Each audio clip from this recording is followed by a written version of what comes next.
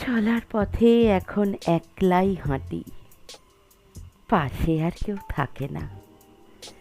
যারা বলেছিল একসাথে থাকবো চিরদিন, তারা সবাই তাদের নিজের পথ বেছে নিয়েছে। আমি কারো কাছে অভিযোগ রাখি না, শুধু নীরবে স্মৃতিগুলো মনে রাখি। কারণ আমি জানি, যাদের মন ভরে যায় তারা বদলে যায় একটা সময় পর।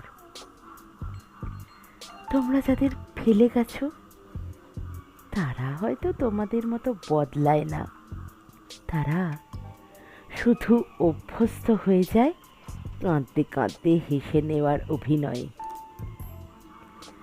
তাই এখন নিজের কাঁধে হাত রেখেই বলি, ভালো থাকিস।